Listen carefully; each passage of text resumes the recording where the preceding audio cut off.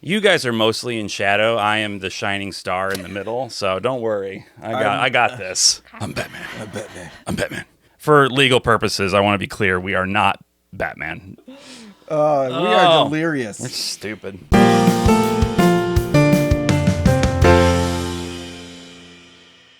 Welcome to the JRPG Pursuit, a podcast about all things JRPGs, from the games we play to the games we collect and everything in between. And Branden is currently in between us. What?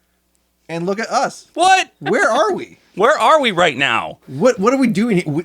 This looks oddly familiar. Kind of. Not Maybe really. not so much from Not this from angle. this Not from this angle at all. But At all. this is my game room. We should introduce ourselves. You're Abdallah. My name's Abdallah. I'm Emily. I'm Branden, the aforementioned. And yes, this is my game room here in the suburbs of Chicago, the second city. And we have just gotten back from the Midwest Gaming Classic, where we presented on a panel yesterday, Saturday, April 5th. Fifth, Six? Yeah. Today's the 6th. Today's the 6th. Yes, yesterday. Checks out. Saturday, April 5th. And we had a really good turnout, and we are super grateful, I think. I can speak for myself, at least. I mean, of course. For everybody that came out. Yes. Most definitely. Yeah, okay, so Emily's on board. I mean, 100%. It was great. Yeah. I feel like Dalla waited too long to answer, so I don't know if I believe him. All right, Branden, this is it. This is how we end. We're a little... No, I'm just kidding. We're a little punchy but- because it has been the longest time. No, it's been a great time. We just been drove great. back from Milwaukee. Yeah, no, Where the it's, convention was, and now we're back here in Chicago Yeah. area. Yeah, we just pulled in. So I mean, yeah, it's basically. fresh. We've got lots of meats. We ate some We ate Korean barbecue. Korean We did. barbecue. My first time, my wife's first time. Yeah. Having Korean barbecue. Watched all the K-pop. Quite an experience, yeah. Lots They of had K-pop. K-pop playing on giant screens. And it was as loud as a nightclub in there. I mean, I say that as an old man. I'm sure that's not the case. We could still hold conversation though. We could It wasn't actually No. talk, that yeah. And we got could still to raise talk. our voices, but anyway, yeah. Midwest What do we want to do today? Midwest Gaming Classic. Yeah, I think we just figured this would be a little more relaxed one, and we're just Yeah. going to kind of talk about the experience of Midwest Gaming Classic, and I guess more specifically, right, the concept of Collecting, Collecting. or seeking out, or game hunting, really, at a yes, convention. game hunting at a convention in the 21st century Mm-hmm. in the era of tariffs. Don't worry, I'll cut that. Don't worry, I'll cut that out. No, you're not. No, you're not. We're gonna keep it in. also- yeah, It's your lazy cut. That was really bad, but okay, we're just gonna roll with it. But no, seriously, there's been, concern about how expensive is our hobby. And Yeah. we're kind of looking at now retro gaming as a viable option now. Before, during the pandemic, it was so expensive to buy retro games, to even think about collecting retro games. But now, kind of looking at what new games are being priced as, it might be a slightly better option. So we just wanted to kind of share our experience this past weekend of what sort of game prices we saw, what options were out there, and share also our haul of what we picked up. Yes, Yeah, we've got some things. I think Emily's got a lot to share. I have today. a lot of things. Emily's got. This- She went wild. She went hard. This was my first Yeah. retro gaming convention. So Yeah. I'm excited to kind of go through that list. But, Stocked up. Yeah, but I think like Emily was saying, it's pretty interesting to see, and that was kind of what the take we were going with our panel is this whole idea of like, all right, now we're looking at Switch 2. That was just we went through that last week, and we learned about these new games that are coming in at around $80 or so. 72, which has been 70 between past 70 to year. 80. 70 to- yeah. yep, mhm. Yeah, like it moved up to Sequels. 70 within the last few years, and then now you're seeing it pushed 80 for brand new games, and then you potentially kind of- more. Exactly, potentially It's a bit more. unknown right now. Who knows with what's going to happen with like Nintendo pulling back a little bit, if they're going to restructure their pricing models. Yeah. Again, Yeah. so we'll see how that goes. Who knows at this point, but. In terms of that, like you're looking at an $80 game, and so that brings you up into the price range of like some of these really interesting and amazing like JRPGs out there, Right. that are in the retro market that usually like you're like, oh, I don't want to spend $80 or $90 or like $100 on these games, but when they're like, when you have to make a choice between like a retro game that is going to be great based off of like years of experience across the people playing it, or a brand new game that is, could be up in the air. Who knows? Who knows? Also, it might not, if it's like a remaster or remake, which we've seen an influx of that in the JRPG space. Yep. Sometimes they're not as good as the original. Yeah, there are downsides to a lot of remasters. So $80 as a starting price point, and I know that as of yet, there's just one game that has been confirmed as being $80 at release, Mario Kart World. $80 is a lot of money for somebody to absorb psychologically for a new game. Yep. And now, before you come at me in the comments and say, well, back in the 90s, some of these JRPGs were $100 or $120 because of the cart sizes. I know.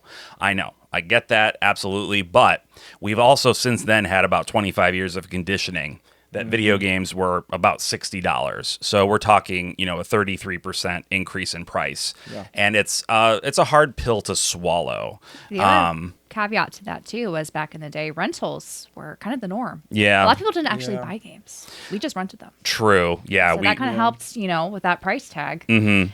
A lot of us didn't have to go through with it. Yeah. We were able to mitigate it somewhat. But when you're talking $80 for a new game, $80 puts you right into the sweet spot, the range for like a moderately high-priced retro game today. Yeah. Right? And that's like Abdallah said, that's what we were talking about on the panel, was looking at different price points of games that people could find, presumably even that day out on the floor, for various, at the various different price points, right? And showing that it's not so like even spending $100 on a retro game, a retro JRPG, compared to the way the market's going for new games, it's not that much more. No. And that doesn't make anybody feel good. None of us are happy that games are that expensive, or that we're saying a $100 game is like, that's a great deal. But it's the reality we live in, and we want to help you, just as we ourselves are trying to find the games that we want to play. Yeah, and just navigate how we want to go about our collecting habits and whatnot. Yep. So yeah, I think the world is changing, right? And our collections may evolve along with it. Yeah. They kind of have to, for a while, and we've talked about this before on this show, we've had kind of switched more to modern collecting. Yeah. Because we were kind of feeling like we were getting priced out of retro. Yes. Especially like for someone like me, or maybe Abdallah, who has a lot of retro JRPGs on a variety of consoles. Not to leave Emily out, but you kind of started at the PS2, so there's consoles that you're not collecting for. Exactly. But we had so many of these games. The games that we have left to find are like the ultra rare, the super expensive ones, right? Yeah. So my focus, and I think kind of in general, all of our focuses had shifted to modern collecting. Yep. Now we're kind of like pulling back a little bit on that and saying, well, okay, maybe that's not the future, at least not the immediate future. And we can be more selective with how we go about game collecting. We don't only have to focus on modern and try to, accumulate games. Right. We can pick and choose which ones we truly want in our collections. Yeah. Yeah, and you can kind of base it off like what you want to play in the near future, or a historical kind of moment in gaming. Sometimes it's nice just to own it. If you have fond memories, or you just see this as an important game, just in gaming history. Yeah. Yeah. There's so many reasons why you would want to collect games. Yeah, and I feel like that was like our thought process as we went into Midwest Gaming Classic, like in what we were looking for. There was a lot of things that were like, like this is something that we're either nostalgic for, or something that kind of made us feel like, I know for you, like Emily, you were kind of trying to find a lot of things from your childhood. I was. In terms of like PS2 and things like that. Because I talked about the rental market. Like my brother and we shared a game collection back in the day. And so we rented a lot of games, especially around the PS2 era. I still have a number of childhood games, but there's some holes that I really wanted to fill. And also buy back a few games that we may have sold like at GameStop, so that we could play new games back then. So it was an interesting thing to navigate for the first time for me when it comes to going to a retro gaming convention. So we also kind of just want to talk about what we saw on the floor. Yeah. And for anyone who hasn't been to a retro gaming convention, or you haven't been to one this year yet, kind of what to expect. Yes. So I guess you guys have the most history when it comes to retro gaming conventions. You can kind of maybe compare and contrast what you saw today compared to what you saw in the past. Yeah, I think this year, in a lot of ways, it felt bigger. I think there were a lot of vendors, but the thing that we noticed that was maybe a bit different was it was starting to balance more towards artists and not quite as many retro Yeah. game vendors. Like, there were still a lot. I mean, we're talking dozens of them, so it's not like we didn't have things to choose from. Yeah.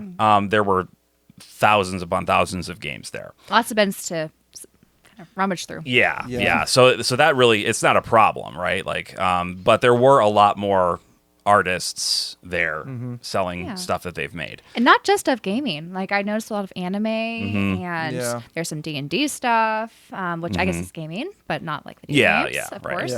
Yeah.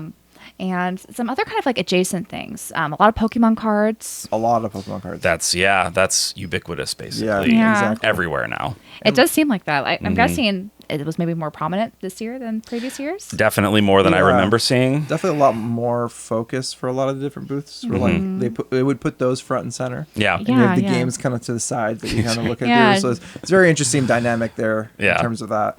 And also like the games that they did show, like it was interesting not seeing a lot of like heavy hitters across the different, like I feel like the stock itself was very like, you get a lot of just normal like smaller type games, like or games that are like on the like cheaper end. Yeah. Yeah. And there were definitely other ones out there that were like the expensive heavy hitters, and we got some of those. We got some of those here. Don't worry. Yeah. But I just felt like it was a lot harder to find some of the games that you were trying to find, more so than other years. Yeah, I think that's true in some very real ways. Yeah. I wonder if the shift towards non-video game booths might have something to do with the way things have been going, where the retro space was seen as so pricey and new games were kind of the thing. And if that's going to change now that we have things like tariffs to deal with, where if we're buying a video game that's being manufactured in some other country or whatever, it's going to cost so much more.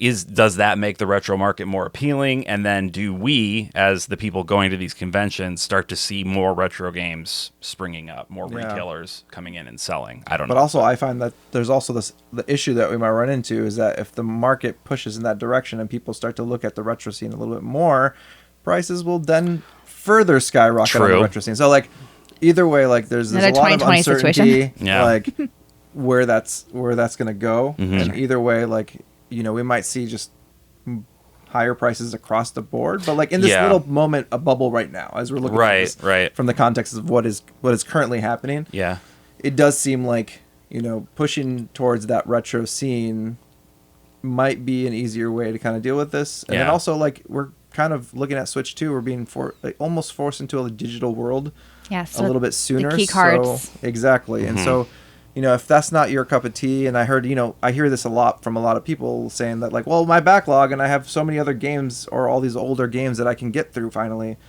Why do I need to play new games in that? I hear that too. Yeah. I want to say that we as a collective gaming culture have been saying that though No, I know. for years. Like, I'm mad about this thing, so I'm gonna just play my backlog now. So true. No, we're not. We're gonna, you know what I mean? Like, no, we're not. Also, you see 100%. YouTube videos saying how modern gaming sucks now. Yeah. People are playing modern games. Oh yeah. They're So- still going to play them. Everyone's gonna I wanted play to it. clarify one thing, not clarify, but define, just in case you are not aware of the Game Key situation. So Nintendo announced basically that not every game that you buy is going to be on the cart when you buy it. In that case, the game would be a game key that you would put into your system, which would trigger an online download of the game. So there's no data on that card except for the license to download it. Now, It's basically a DRM key. yeah, it's a DRM key. It's the equivalent of a code in the box. Where this might However- be seen as slightly better is you can, from what I understand, resell that, and it's not tied to your console or your account. It's tied to that key. Yeah, you can reuse that DRM. Yeah. So it's tied to the cartridge, and so anyone who owns that cartridge. And the eShop is still alive and well. Yes, and you can Yes. still, of course, buy the games digitally. Those would naturally Still. be tied to your account. But having the game key at least gives you, as the person buying the game, something that you could conceivably trade in or sell if you wanted to. Yeah. The other thing of concern, though, concerning Switch 2, was they've been bringing back a lot of the Switch 1 games and saying that these are Switch 2 versions now, however, with upgrades. However, you're only receiving a Switch 1 game cart, basically, on a Switch 2 game cartridge, plus a download for the upgrades. Yeah. So we're not sure if that's going to be the direction for a lot of these games, especially if they are going to be really large in size. Right now, I think Cyberpunk is kind of the only one that's doing the 64 gigabyte carts. At least from the third-party vendors. We don't know how popular that would be. They did something similar with Witcher 3 back on the Switch one, where they would use a larger size cart. But I don't think a lot of people are going to follow, because look at what Square Enix did with Bravely Default. So Bravely Default, the remaster of Bravely Default, was announced as being on a game key card. So it's an 11 gigabyte game, which in the grand scheme of things is not a very big game. No. But they are not producing a cart with that game data on it. Yeah. It's just probably save cost is what we're reading between the lines I'm here. assuming, right? It's got to be a cost thing. And part of that is we're not talking about an SD card. That is a standardized format. That's cheap as sin. But, Nintendo's proprietary technology, the Switch cartridge, that's expensive. And that's why so many games, so many companies go digital only, or will only commit to a limited print run with like a limited run games type situation. It's too expensive for them to mass produce to the level that Nintendo would probably consider to be the minimum order. And also, a lot of games, they're not always 100% finished when they release. Well, So people also get upset if their game cartridge isn't complete on the cart when they receive it, and they have to download patches and whatnot. Yeah. So this might be a way to get around that, so that they could not release a finished game. Yeah. In the future. Yeah.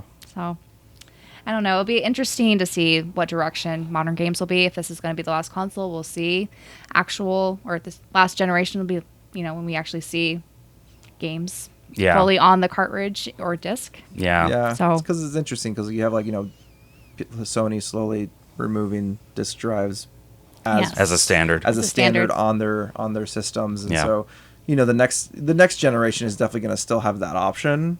But to what extent? Yeah. What is it going to look like? That's come the generation afterwards and everything like that. Small tangent, because you just scratched something in me that I need to deal with. Branden, I don't want to scratch.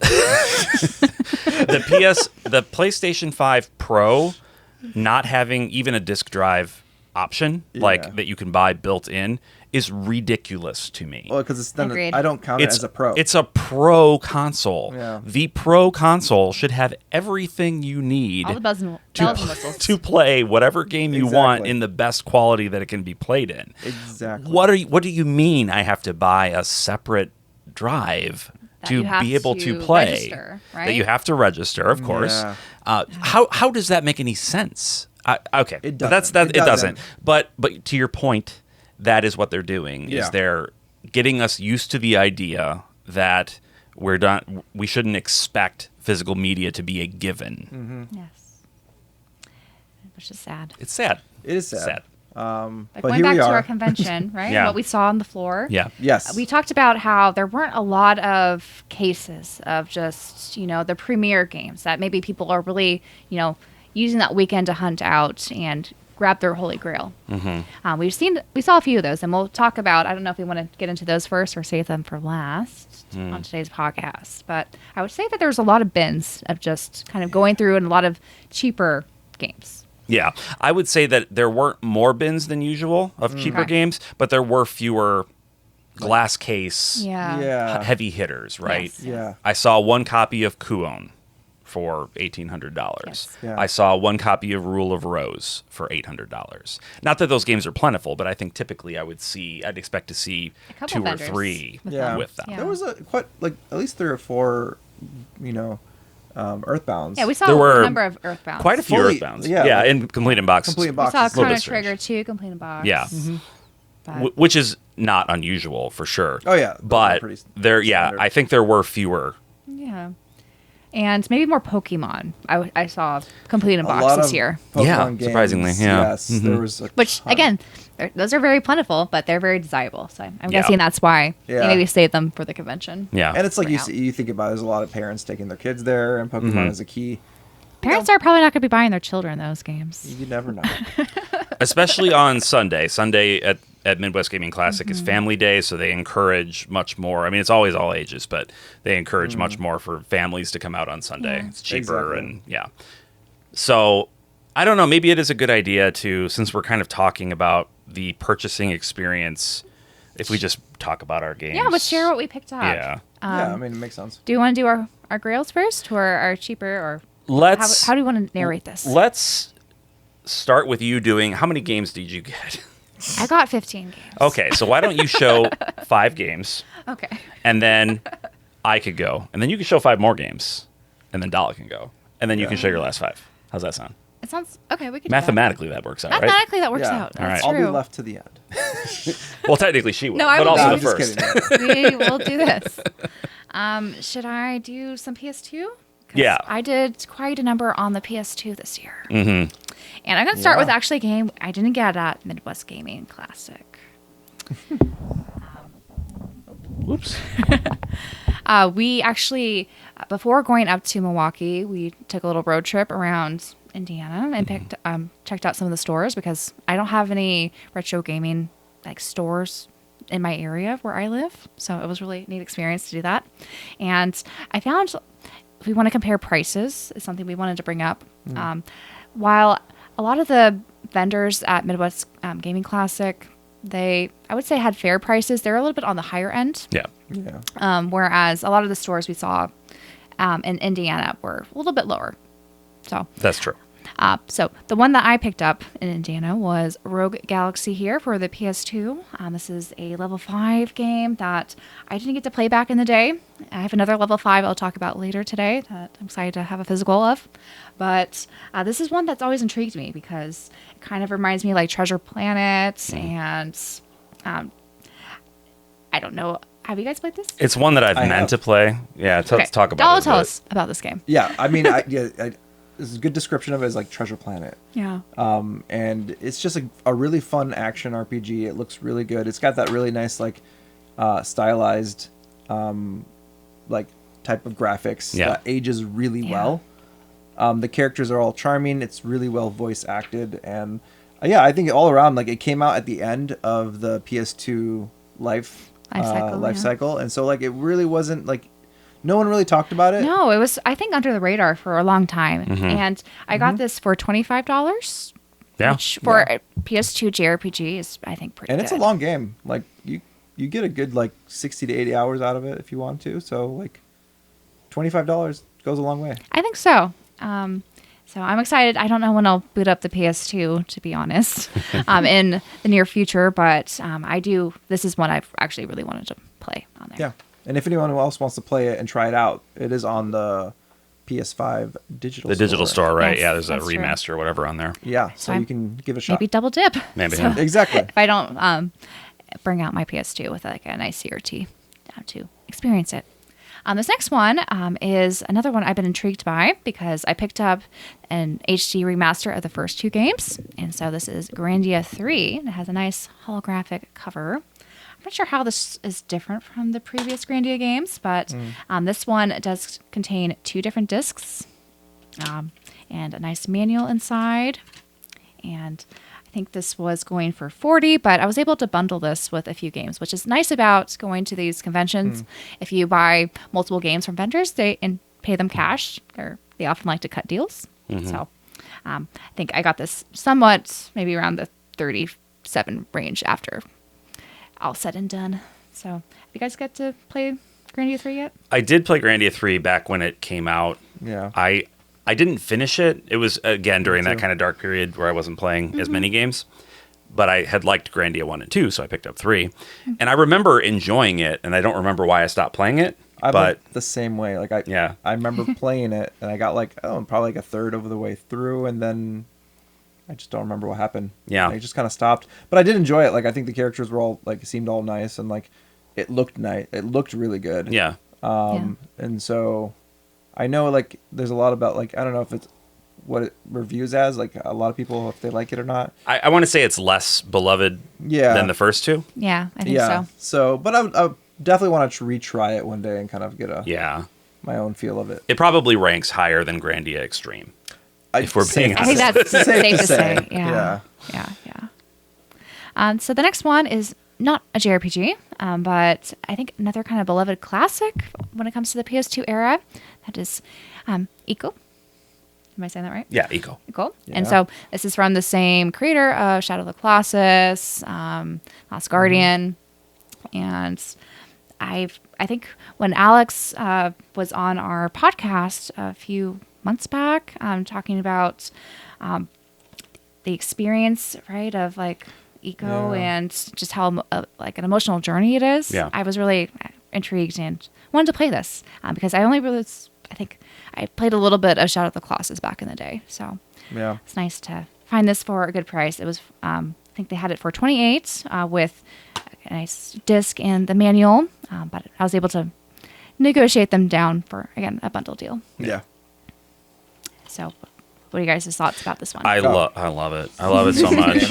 I love it so much. I was glad it came up on that podcast because I will take any excuse to talk about Ico and Shadow of the Colossus in particular, those two games.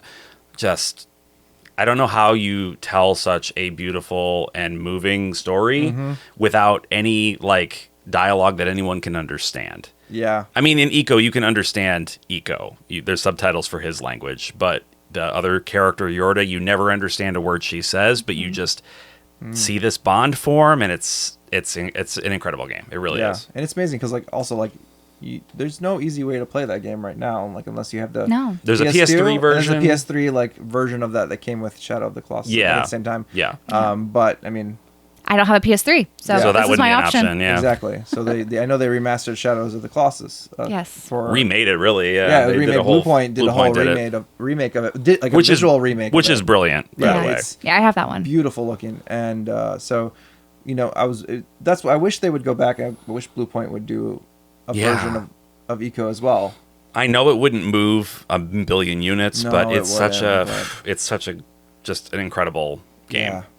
Beautiful game, and it's aged so well. Like, it has. It also has a very like stylized style of graphics. There's like a real ethereal look to it. The light, the way the light works in the game, which works really cool. well with like the PS2's graphical styling. Yeah. Yes.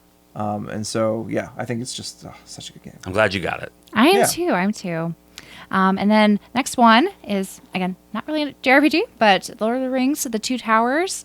I loved the Lord of the Rings games on the PS2 era, and I think I played the most back in the day on this game, because I think this is the one that featured Helm's Deep, right? Yep. And I just remember just having such fond memories, and I loved the movies at the time, so I was really into this.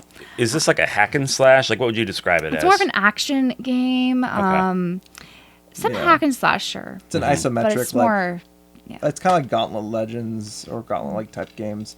Okay. Where it's like you play. I think you play 2 players as well, so it's a couch co-op. Yeah, I played it with my brother actually. Yeah. Oh, okay. So we had a lot of fun with this. I played it a lot growing up as well with friends. One of my favorite, like between that and the Return of the King version of it. So it was a lot of fun. Yeah. So that's Lord of the Rings, and then the last one I'll share for now is my first Wild Arms game. So this is Wild Arms 3, and this was I think the first game I picked up at the con. And so it was fun to snag this for a good price. And the Wild Arms games I've always been intrigued by because of the kind of Western flair to it. Yeah, pretty unusual in the JRPG world. Definitely. Yeah. And now that we have the spiritual successor that hopefully will come out, I kind of wanted to see where did the origins come from. And this is probably the most reasonably priced of the Wild Arms games you could get nowadays. So True. my first one. Remind me, you played that, right, Dalla? Which one? Oh, Wild Arms 3? Yes. So I put it in my console when I bought it to test it, and I'm pretty sure this is the game, correct me if I'm wrong, where you can choose multiple protagonists at the beginning, and the way they do it is there's like a cutscene that like ends in a standoff where they're like got guns pointed at each other, and you pick which character you want from that. Exactly. I just remember thinking that was super cool. It's such it's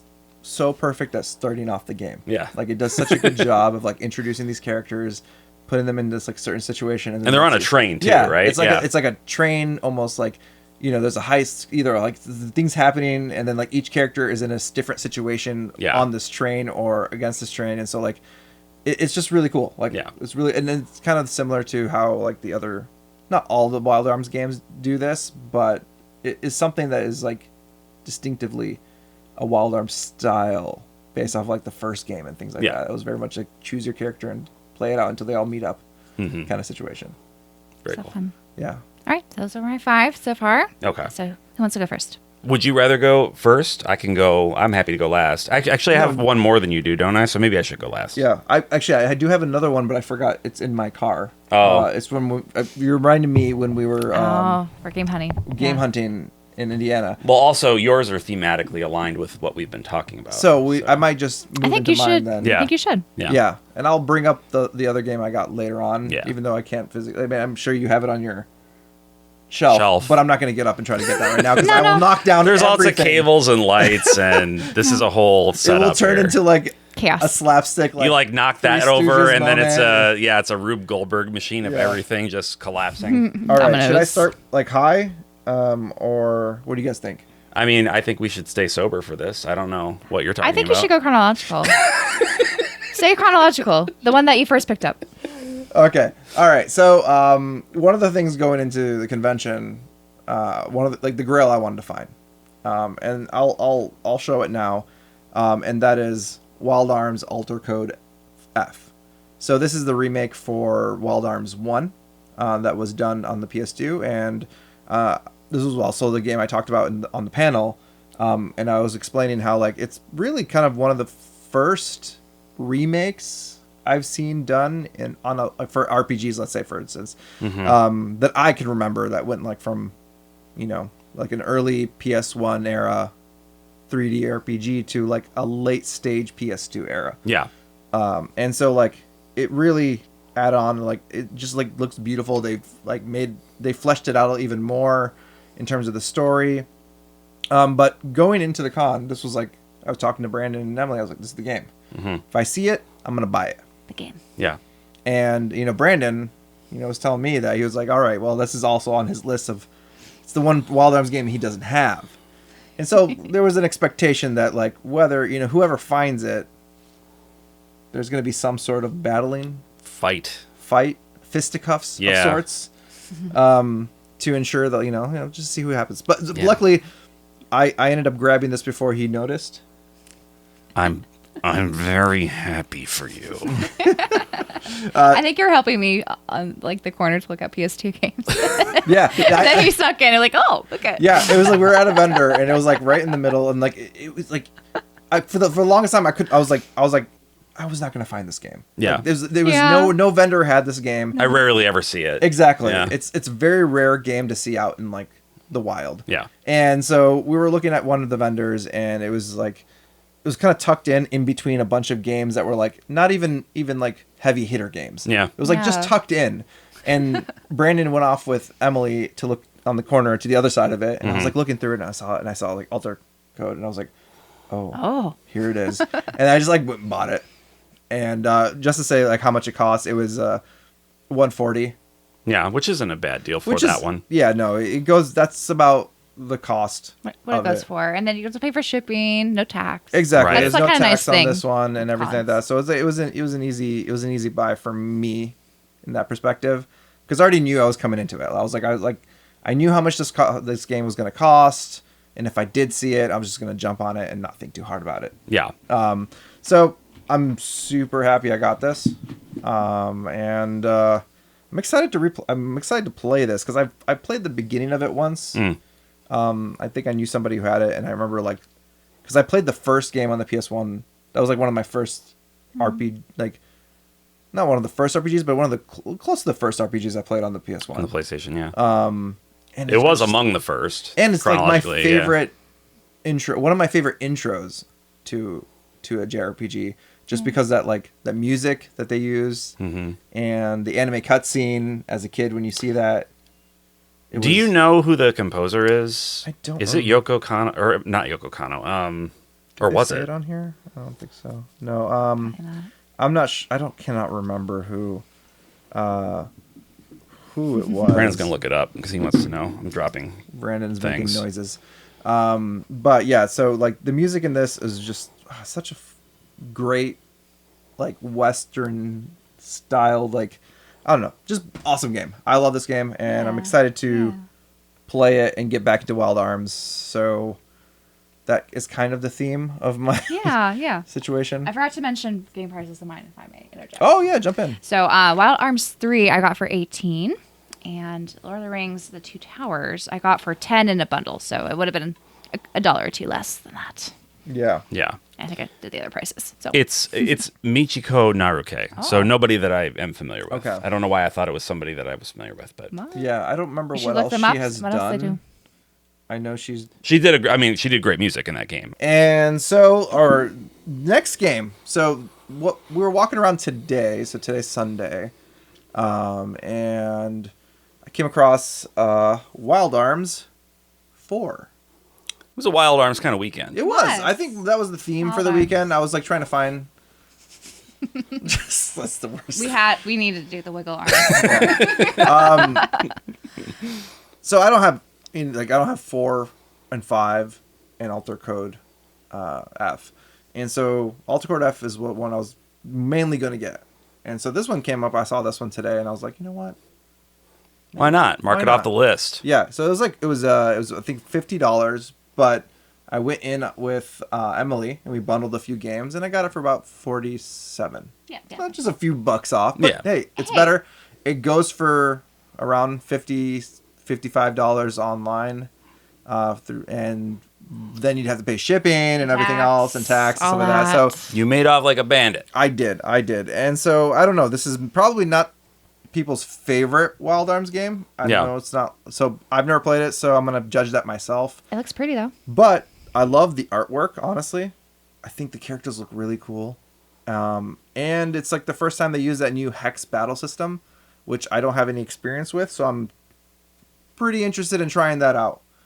But yeah, I think like this weekend was very like Wild Arms heavy, but granted 2 games, but I didn't get that many games. We didn't see too much Wild Arms on the floor. No, I think every Wild Arms we saw, we bought. Yeah. Well, with one Except for exception. One. We did see Wild Arms 5. Yes, I see. It was It was inflated. That's was- another game I want. It's on my list, and I probably will get it at some point. But I'm not going to name any names, but I'm just going to say there is a vendor that is always at Midwest Gaming Classic, and the prices there are always like the price at a convention. You expect it to be a little bit higher. Yeah. They have expenses they need to pay for, travel. I'm sure there's a Yes. fee to be there. I get that prices are going to be a little bit higher, but this person's prices are an order of magnitude higher than that. Yeah. To the point where it's like 30% more than anybody else is selling the game At least. for. exactly, At and so least. like It's crazy. Wild Arms 5, like the one, the 10th anniversary edition, comes with like an outer case. Yeah. With an art book and I think maybe something else. I don't exactly I could show it remember. to you, but I'm not Yeah, going to. it's It's up right up there. there somewhere. Yeah, but it's nice. It's nice. And so like the going rate, like price charting has it around like between 160 to 180, 190. Yeah. And so like, upwards, like if on the high end, it's probably like, let's say close to 200. Say Let's say we $200. Say we saw it for $200. I'd be like, you know what? That's fine. Not a terrible deal. Yeah, like that's a little higher, but it's around the same price. But this one we found was $300. And so that was a hard no. Yeah. On my part, I will not spend that much money on a game that isn't worth that much money. That's when you show restraint. Yeah, Like, exactly. You don't have to buy everything that you see at conventions. Sometimes it's just nice to admire them. Exactly. I admired many games It today. looked beautiful sitting yesterday. there in the case, and that's where it stayed for me. But outside of that, so I got this. But to kind of reverse back to Friday, we went game hunting in Indiana, all 3 of us, and I think I already showed this off in our Discord that day because we did a pic. We were just like sharing some pictures. But I picked up Legaia 2, Dual Saga. Yeah. And I played the first game like a long time ago. I have like a very limited memory of that game. Yeah, I at know this you point. string together combos Yeah. by pushing different buttons. So it's like and you have like you can do like different like depending on like fit like punches, kicks, kicks, stuff like that. moves. Yeah, but it's still a turn-based. Yeah, it's still turn JRPG. based. And so like I remember enjoying that game enough And I saw this one for a good price. I think it was going for like 25, I think. Yeah. Yeah. And it came, everything. Well, so you Oh, you wait. may have forgotten, but you did mention at the beginning that you don't have it with I you. It's don't out in have your it. car. That's my copy. And no, this is That you where were I'm at shamelessly trying to pass off as your own. So this is where my mind is right now. Is that I totally like within the last 45 minutes. not even 45 minutes, like the last we grabbed this from your shelf 7 minutes ago. Literally grabbed this and I completely forgot that this wasn't my copy. Goldfish moment there. Yeah. This, you know what? It's okay. It's been a long weekend. It's all right. It's been a It's great fine. weekend. It's fine. But anyways, yes. So Legaia, I'm excited. I'm definitely want to try this out. I don't know how great the game is, but I think it was a good price. Yeah. I also don't remember ever hearing anything about it. I don't think I knew that it was a game when I was a kid. Yeah. When it came out. I didn't learn about it until I was well grown up. So. Yeah, and it's Eidos did it. So the people who did what's Tomb it called? Raider? Did they Tomb do Raider, Deuce X. Wait, Deucey X. I can't say words right now. I'm sorry. What are you trying to say? Deus. Deus Ex. Deus Ex. Don't. All right. Don't film a podcast after you travel back Yeah. for a convention Do is not- the rule of thumb here. Do not. It's the moral of the story. I'm sorry. It's not that funny. This is what Delirium looks like. Yes. This is my true form. It just so earnestly said Deucey X. All right. I'm sorry. No. It's okay. No. Anyways. All right. But it's the same. But also interesting enough, to go back to Wild Arms, is that they had different developers or publishers across even the PS2 era. Yeah. So Yeah, they did. started off with Age Tech, who did Wild Arms 1 and 2 as well, and then XSEED took over post. I think what was Wild Arms 3? You have it right there. That was Sony published, I think. Sony published. So it's interesting that they were a little bit all over the place in terms of where these games were published. Yeah. That's why they're having issues with publishers that's- now. Yeah, that's probably the problem too right now. But yeah, that's what I picked up throughout the weekend. Plus some of my Delirium. Yeah. And moral support for all of our other pickups. Right. Yeah. Yeah. Right. So great deals. Yeah. In general, even the more expensive ones like Yeah. Alter Code F, $140. That's basically 2 brand new games. And that's a good game. Oh, yeah. Off the bat, that's a good game and one you want to play. Exactly. So, I mean, it's not the same as 2 games, but it's still a good game that you want. So, Yeah. And so I'm happy with it. Quality over quantity. yes. Yeah, yes. exactly. And quality is also subjective. It to, is. who, Of course. who You loves this game. might not like Wild Arms Alter Yeah. Code F, but Abdallah does. Exactly. So to me, this was a great deal, and it's something that I was already actively looking for. So I think it just made sense, and it made my con experience even better. Because it's always nice to find the grill that you're trying to find for that period of time. It does. Yeah, it feels good. Most It does feel good. definitely. Speaking of feeling good, Branden, you've got some stuff that you found. I do, but Emily's going to go Oh again. my god, I forget. What a great transition, though. If only we could use it. If only. It's all right. I'll save you. It's okay. I am in fine form today. We're good. We're all good. So my You guys are previous great. stack, right? We're all mostly games that I never experienced before on the RPG side that I'm excited to give a shot at some point. This stack of 5 PS2 games, I'm still on PS2 as you may notice, are all games that are very nostalgic to my childhood that are not RPGs. So the first one I wanted to share was Ratchet & Clank Going Commando. The Ratchet & Clank series, I only really experienced it on the PS2 and more recently on the PS5 with Rift Apart. But I just adored the Ratchet & Clank games. I thought the humor was always spot on when I was playing as a, preteen and teenager. There's just something about the Sony PS2 era platformers that just really clicked with me. It's much more than I think the Nintendo ones did, though I didn't exactly have the Nintendo home consoles to compare them to, but this is definitely my childhood in a game case here. Mm-hmm. And again, I love the holographic color that was on a lot of PS2 games back then. Yeah. Did you guys get to play these Insomniac games back then, or I more recently? completely missed Insomniac as a kid. Oh, really? Oh. I don't. Did they do Crash Bandicoot? No. that was Naughty Dog. That was Naughty Dog. Yeah. Okay. Then yes, I think I completely missed Insomniac. Yeah. Actually. I was a big Insomniac fan in general. Yeah. I played a lot of their platformers. Yeah. They were just a ton of fun. I think it was by the time they were putting out games, I really wasn't playing platformers. Mm-hmm. I think that's probably why. Probably, but, yeah.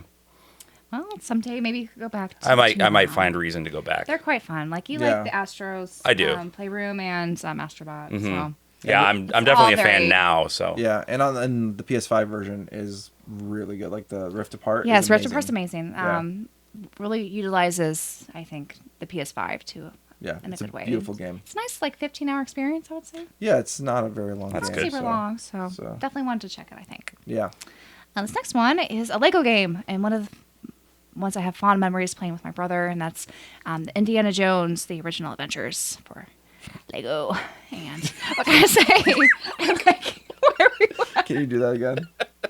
What part? The Lego. Do the voice again. do it one more time, just for the audience. Just let them. I don't know if I can do it again. Too much pressure here. Lego. Lego. It's like an episode. It's like a commercial for Lego My Ego. I always channeled that as a kid. That's that's where that came from, Yeah. actually. Yeah. But yeah, I loved Indiana Jones. Let's see. I think I went to Disneyland a few times when I was really small, and the Indiana Jones ride was my favorite. And I loved, of course, the movies that they had back then.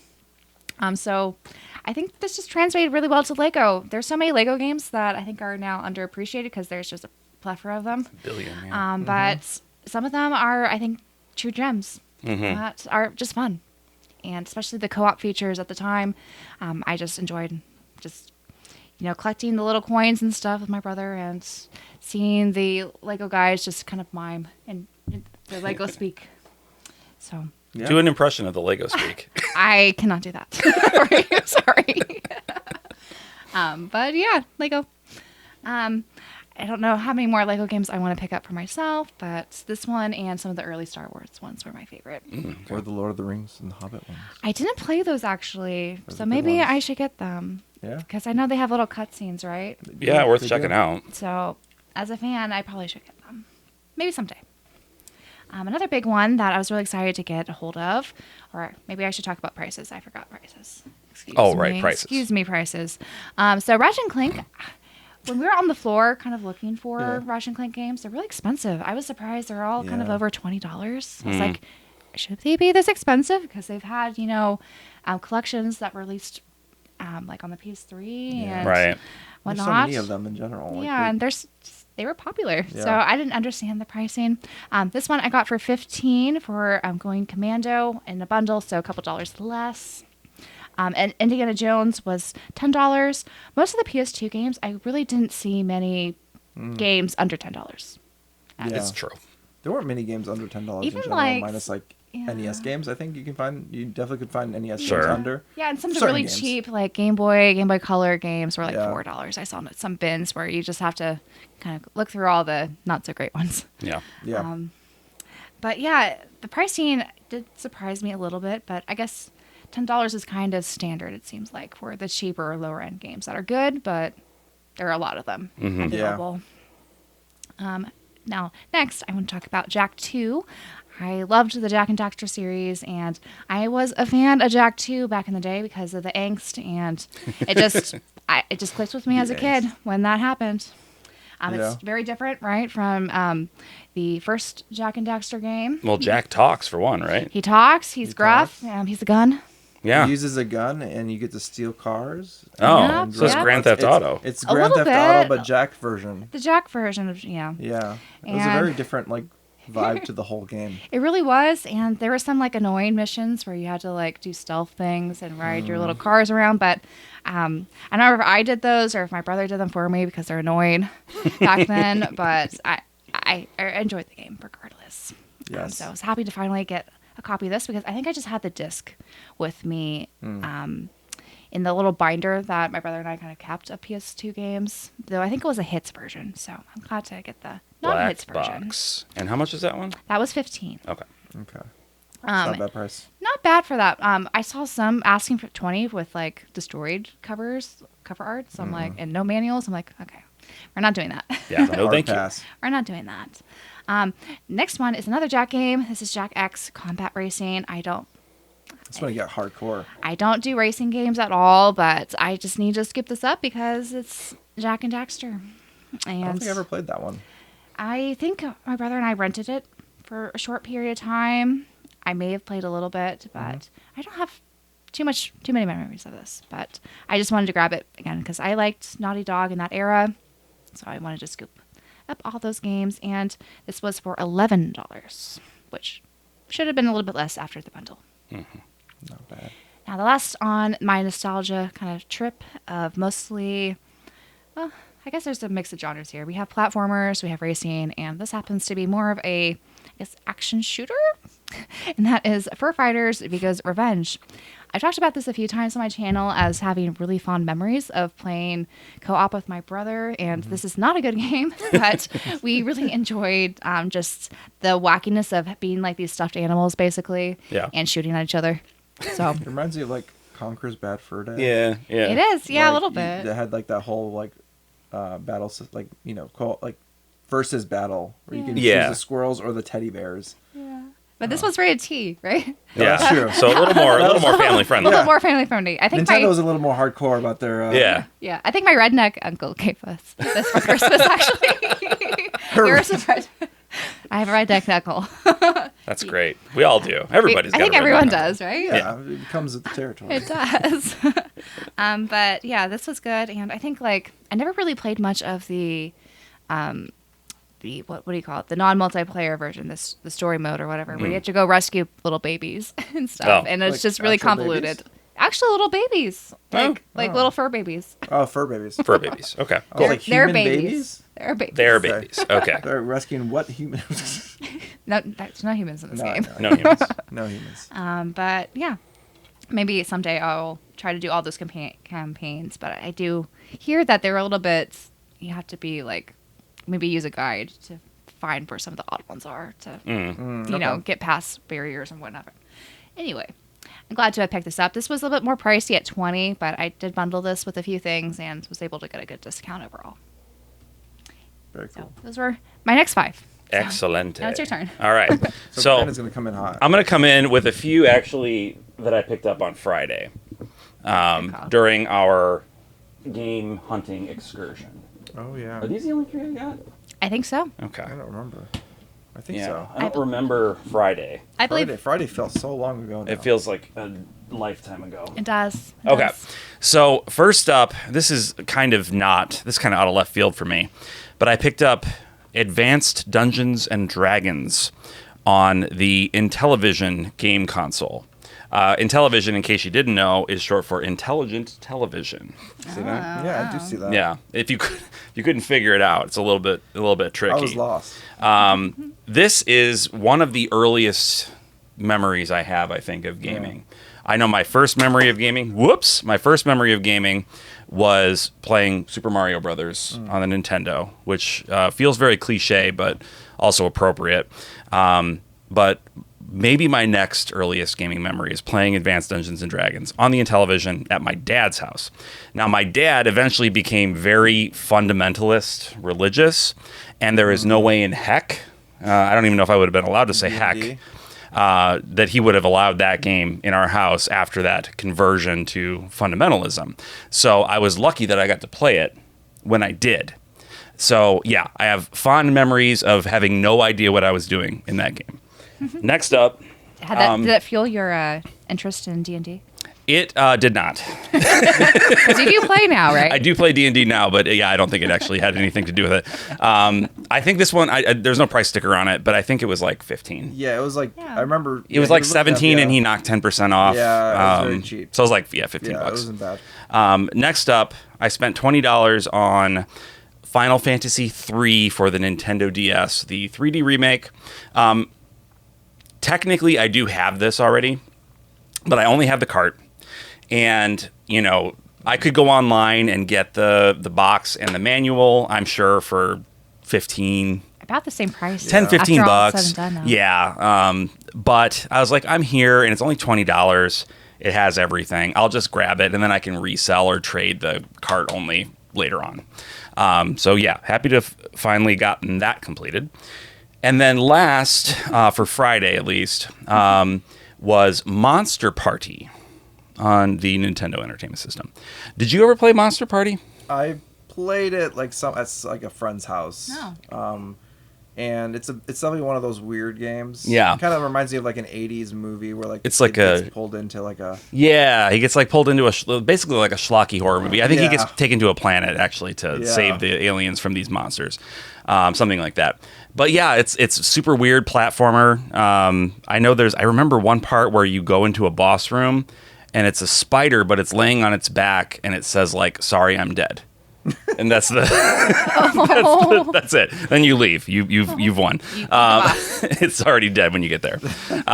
So I remember playing it and just thinking it was really cool. And then for years I had forgotten what it was, but I still had memories of it. Eventually through YouTube I learned what it was, and I'm glad to have it in the collection now.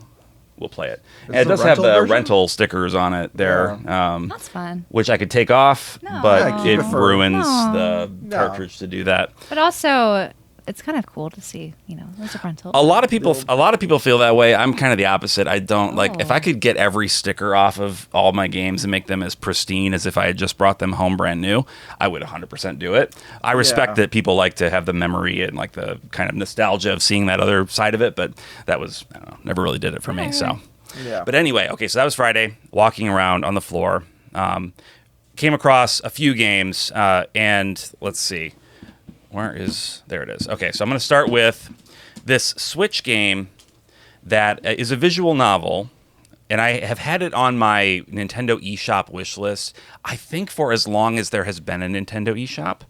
And so I've never pulled the trigger on it, but I keep getting emails every time there's a sale. And I saw it here for $22, and I thought, why not? And it is Will, A Wonderful World. That sounds like nonsense. Will, A Wonderful World. I don't know if Will is the name of the person or if you're writing a will. I don't know. Or if they're willing to do something. If they're willing it to happen. But it has what looks like a girl with her eyes closed. Maybe she's taking a little snooze while she's writing a letter, or a will, I guess. And what appears to be some sort of mythical creature just off screen. That's a little scary, actually. But yeah, Will, A Wonderful World. Thought I'd finally pick it up for, $22, have it physical. I actually didn't know it was physical, so I was happy to see that there was a physical, so I could actually own it. Yeah. And that's that. Then I also, so I didn't pick this one up. Emily brought this with her from California as sort of a trade / exchange give. I don't know. Giftish. We're gifting each other games, I guess. This is Castlevania Lords of Shadow, Mirror of Fate. So if you've played the PS3 Castlevania games, Lords of Shadow, you might recall Lords of Shadow being incredible and having one of the best twist endings of anything ever. Basically, the finest twist ending. And my jaw was on the floor.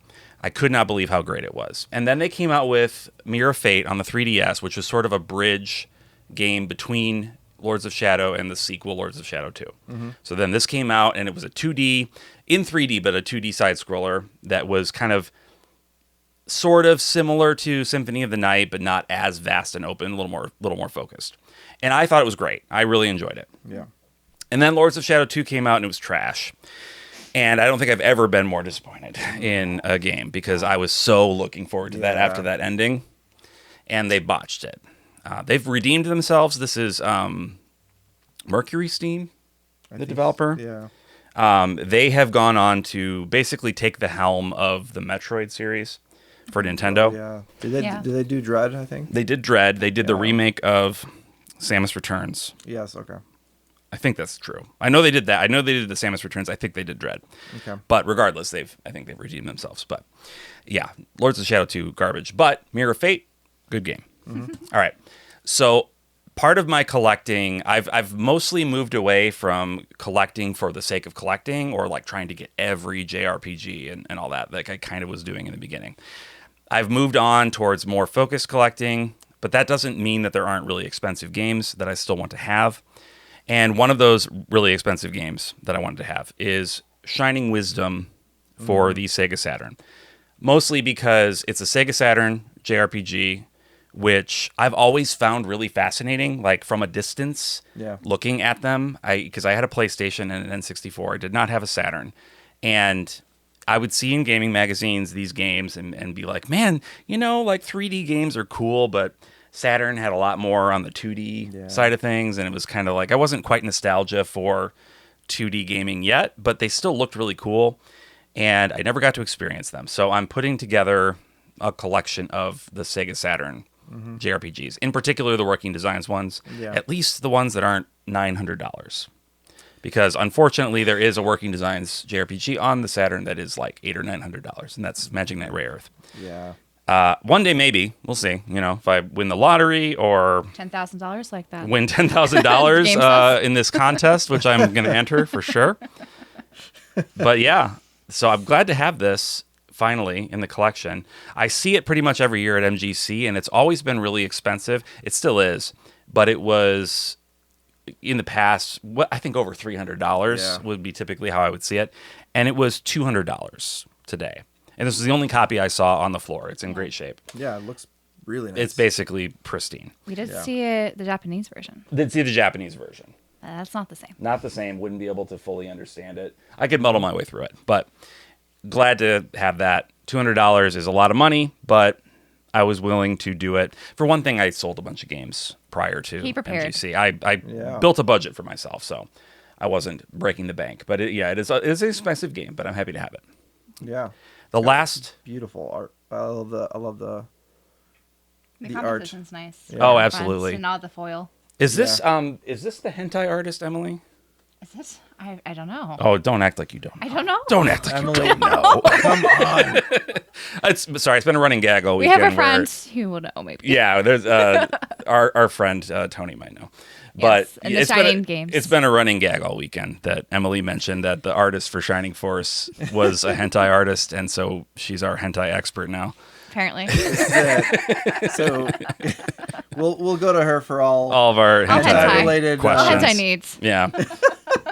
Okay, last but certainly not least, I would actually say last but greatest. The greatest. I have had this on my wish list, must buy, grail list for basically ever, and I've never seen it. Like, I think once maybe I saw an open copy and it was so expensive, and I was like, I'm not going to do that. I have every other game in this series that's available here physically, and this is the only one that has escaped me. And it is the Legend of Heroes Trails in the Sky, and it's the premium edition for the PSP. And it's actually sealed. Like, I'm not a sealed collector, but I think I'm probably going to just keep this one sealed. I don't need to get into the contents. It has a soundtrack CD. It has a pin. I think you have most of those. I have the anyway. stuff because Xseed was selling the items that came in their collector's edition separately for a while, and I bought all that stuff way back when.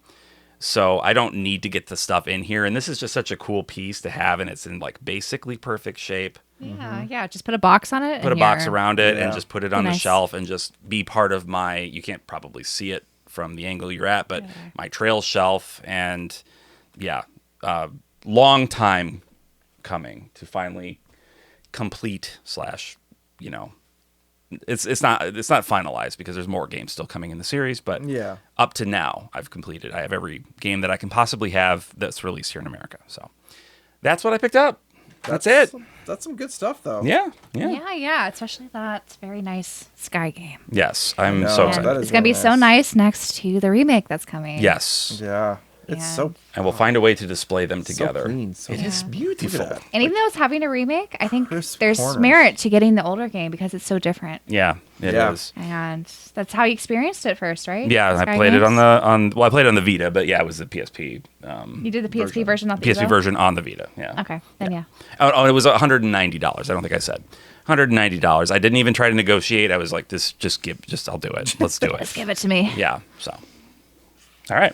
All Emily. right. Back to Emily. So we have the last few. There are 6 here, actually, not 5. Ooh. So I guess I picked 16 up, including our trade. So I'll start with that one. Yeah.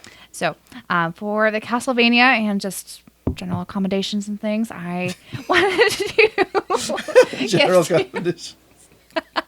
Hey, For the chocolate he's the side. one who drove up to Milwaukee and came back here and paid for parking too. We don't should talk about that. No, it wasn't that much. It's fine. We'll figure it out.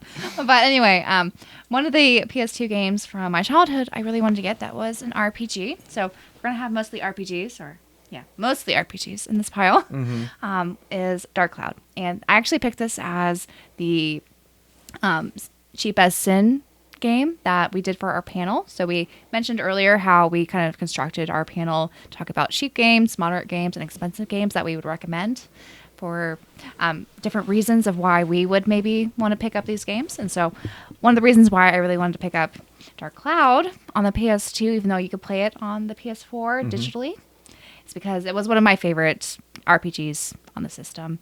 And I just remember playing just so much of this game, and also being introduced to a town building system, I think for the first time, integrated into an RPG. And the action combat, I never had Ocarina of Time back then, so this had a lot of comparisons with their action kind of sequences with Ocarina of Time. And I fell in love with it, even though it's a little bit clunky, but it was still a lot of fun for me. So I have a nice copy. Yes. Thanks to Branden here. Yeah. Thank you, Branden. And did you guys get You're to play Dark You're welcome, man. Don't worry about it. Did you guys get to play Dark Cloud at all? I did play the original. Yes. Yeah, played the I rented. original. I'm pretty sure I just rented it. And the though. second one too. And the second I never one. played the second one. I tried hunting down the second one, but as I Didn't see a mentioned, single copy. There was I saw one. Oh, did you? But it was a hits game. Oh, I didn't want hits. and there was some other ones too that were like in bad shape and There's high one- prices. Yeah, I didn't Yeah. understand the prices sometimes for some of these things, but But no hits. no hits. No No hits. hits for us. No, we Deep don't. cuts only. I'm sure some hits are better than others, but No, they're fine. Some of them actually have updated yeah, game data that's on them. That's what I'm suggesting here. I Yeah. don't think Yeah. that was the case. That's for Dark probably Cloud, though. not. No, I don't believe so. No. But I guess going further, we have one that I never got to play, and I kind of picked this up just because I'm a fan of this franchise, and that is One Piece Grand Battle. And this is a fighting game. I'm not really a fighting game person, but give me One Piece and I'll probably buy it. You did play Tekken 8? We did play Tekken We did play a 8 little Tekken 8. actually at Yeah. the con with My Life in Gaming Yeah. So yeah. over there. So shout out to you guys if you're listening. But yeah, I don't. Maybe I'll have my fighting game era that I missed out on. This could be it. It's about back time. in the day, I want to say my brother only got Soul Calibur, so I played a little bit of Soul Calibur. Just prepare, guys. Next time you see Emily, she'll be at Evo. I'll She's gonna be at all Evo. tatted up and like crushing Red Bulls. I bring my own little Yeah. whatever they're called. Yeah. Oh yeah, Okay. you're gonna have the button ones. The button one ones. that has no. no stick. Yeah, the no stick ones. What I forgot what they're called, but yes. Whatever those are called, the boards. No stickums. No sticks. Like steakums. No stickums. But anyway, I really like One Piece, and I try to grab their games, even though not all their games are that great. Yeah. I still like One Piece, so Yeah. I wanted to get that one. Now, probably the highlight of all the PS2 games that I picked up And we approve of this message. this weekend is Xenosaga for the PS2. So I never got to experience Xenosaga, and this totally was. I think I didn't even know about it when I was, playing on the PS2 back in the day because I didn't get that much information actually about what games are out, especially not what JRPGs are out there. But I really want to play this. I'm hoping still that we'll get some sort of remaster, or at least support through Bandai Namco for modern systems. We don't know if that'll happen, but Yeah. maybe. Hopefully. We were kind of seeing some connections, with how they ended Future Redeemed. So Yeah. I hope that. So in my my YouTube channel's Discord, they have a Jinx calculator, a Branden Jinx calculator for how often I am a Jinx, like either by buying something or talking about something and then it either happening or not happening. I hope that you pick up these games, and as soon as you do, you take over the mantle of the Jinx, and they announce that remaster for everyone. Yes. I hope that sincerely. I hope as well. I hope so too. Though I don't have much in here. This is a $40 game, and I was able to negotiate down to $35 with the help of some people, which is I thought pretty good. Yeah. For what it's going for, and it has the manual and everything. All the PS2 games, I thankfully was able to get the manual for all of them. Yeah. But yeah, I didn't sell books for Xenoblade or Xenosaga 3. I don't think I saw it. No, I didn't see it. I didn't see it. I always saw Xenosaga 2, which I was tempted to get, but I just wanted to prioritize one. Yeah. It's the first one, and it's probably better than the second one, right? Well, better, Yeah, I mean, In many ways. yeah. Yes. But yeah, those were all my PS2 picks, which I have quite the stack here, Yeah. as you may see. I need to make room on my shelves and have a nice, more fleshed out PS2 collection, which I kind of do want more now that I've grabbed all Once you these. start, it's hard to... Sorry, there's a yeah. bug. There's a bug. Yeah. We saw the crazed look in your eyes. You were trying to get all these. Ravenous. It was. I was hunting them down. Yeah. I wanted to grab them. Yeah. Well, now you're gonna be a Sony fanboy. Yeah. What do you mean? I am. Such a Sony fanboy. I'm a pony. It's okay. Minus one game that I'll be showing at the end.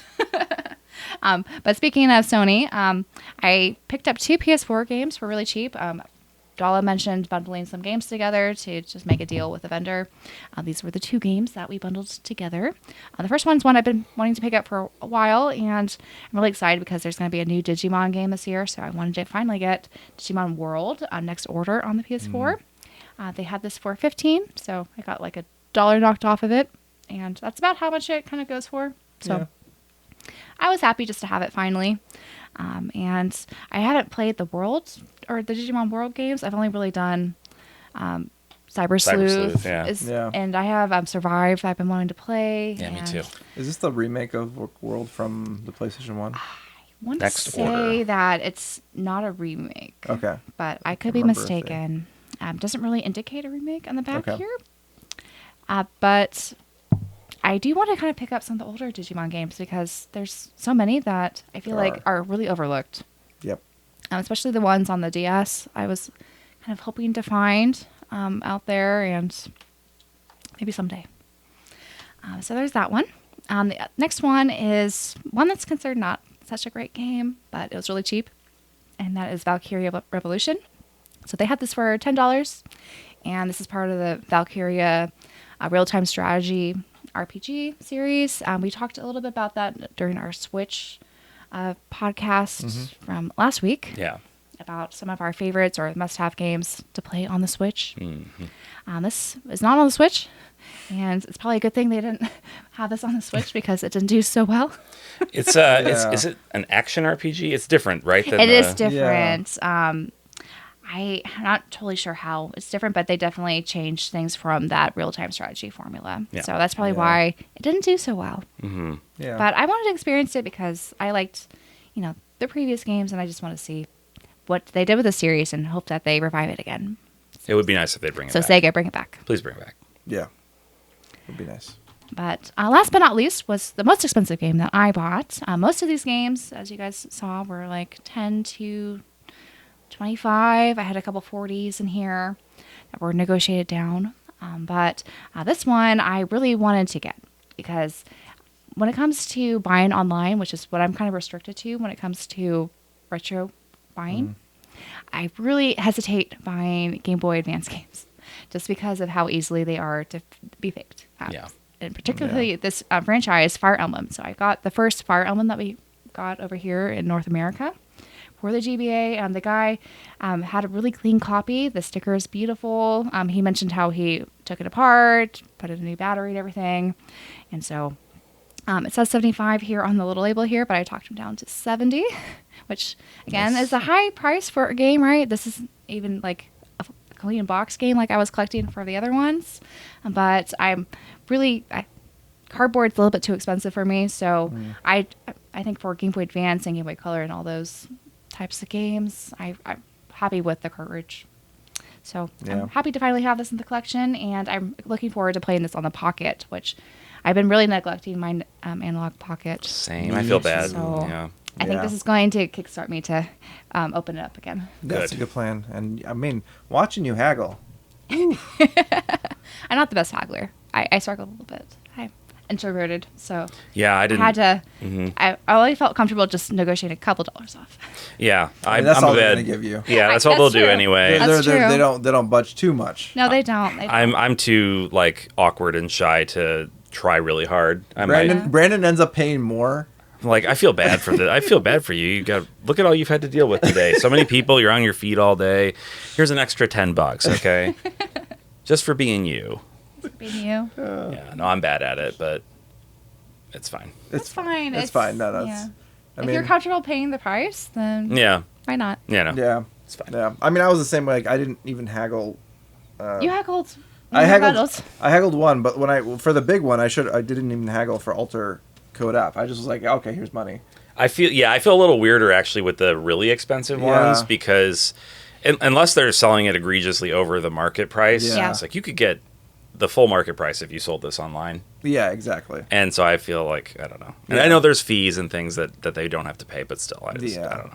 But It's just a personal hang up. It's not anything that you should think that you need to emulate. no. Sure, but Nobody. also the big hitters, those are hard to sell online because they are so expensive. Yeah. It's true. So I think that's why vendors like to bring those to cons because they have the audience there that are like Like you know the seeking hardcore those audience out. that are looking for these grails. They're likely to buy it. Yep. Yep, Because and most people wait till they do it Yeah. in person because that's like the fun of the.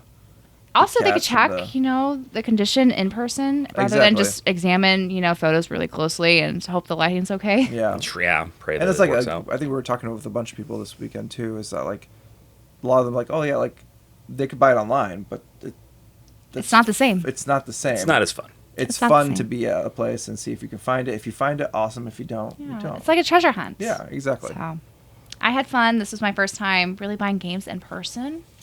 Never done that before. So No?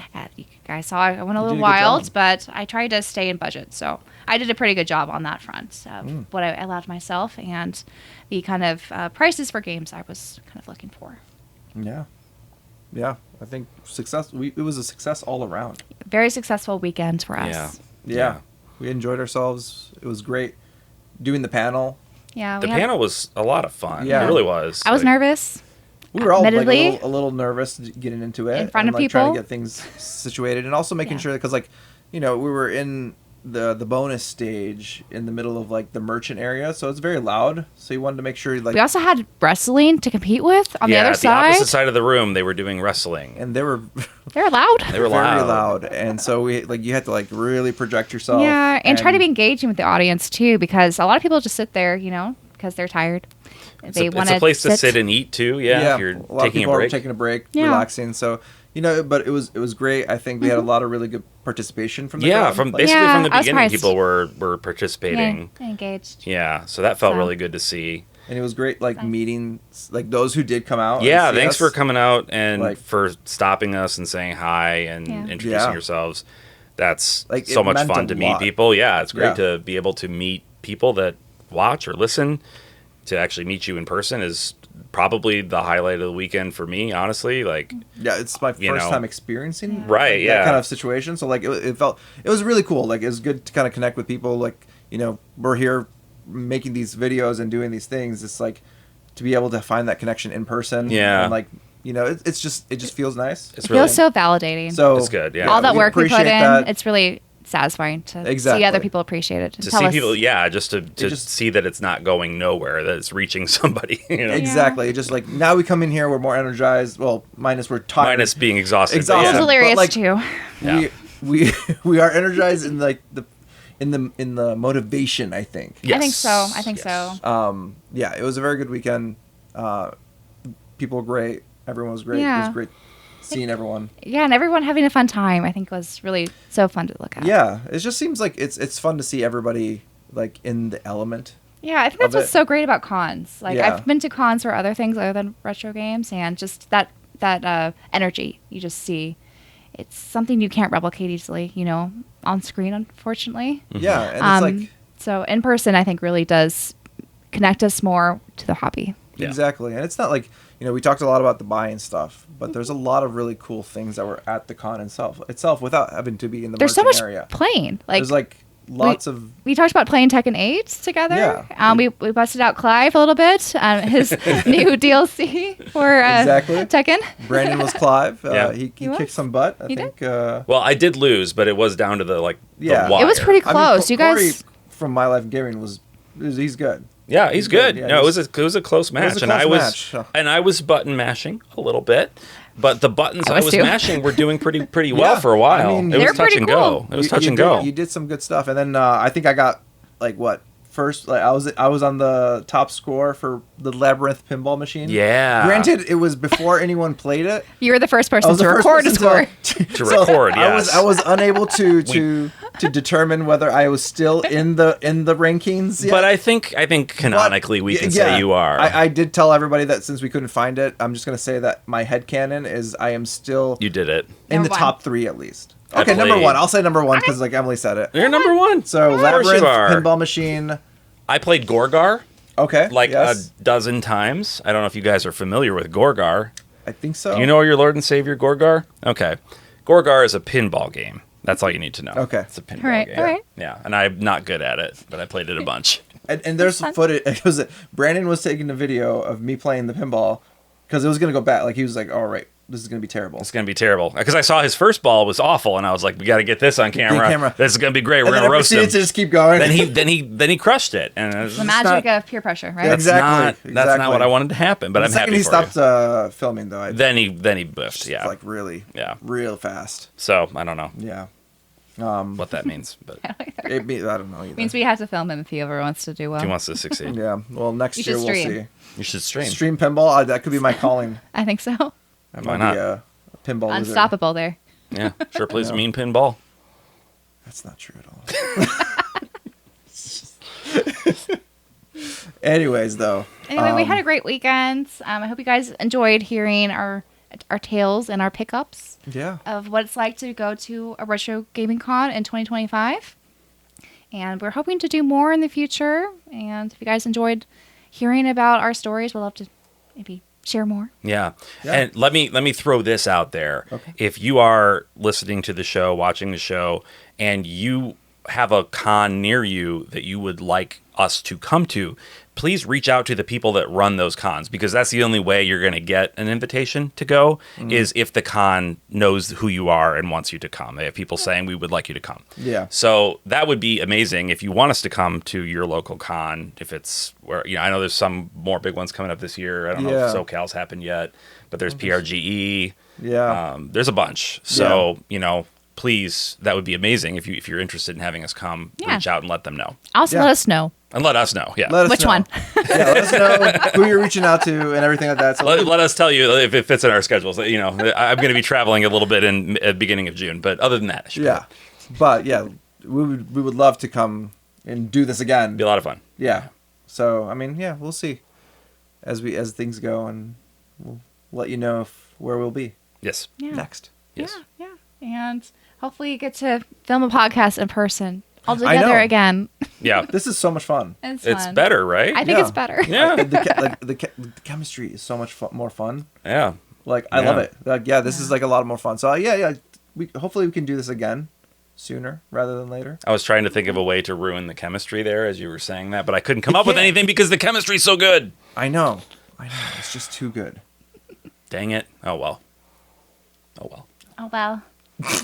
Anyway, I think we should wrap up. we should wrap it up. I think we forgot to was a talk about the terrible- memberships at the beginning, but Yeah. if you're interested in becoming a member, we would love to have you join our Discord or join the tier where you Yes. can get the bonus videos where we do the after show every week and Which we'll be more doing. content, which we'll be doing here in a minute. It's going to be somehow crazier, Probably I gonna be think, weird than this this. year, It's this going to be, week, yeah. Oh boy. I don't know. Yeah. What are This we is going to talk already about? Take this weird energy and Cool. remove a topic and just let it go. I don't know. It'll be fun. Yeah. So yeah, if you would be interested in becoming a member of the channel, we really, really appreciate the support of all the members that are supporting us now and joining us on the Discord. Thank you everybody for making it just genuinely like the nicest place to hang out. Like it's really like a fun Discord just to be in. I love it. Yeah. Yeah. Agreed. So thank you for that. And I guess that's it, right? I think so. It's the end of the episode. That's all, folks. That's Episode done. We're over and Until done next with, week. and I got nothing else. Bye. Bye. Bye. Oh, I got to get up and turn the camera off. We should get this in.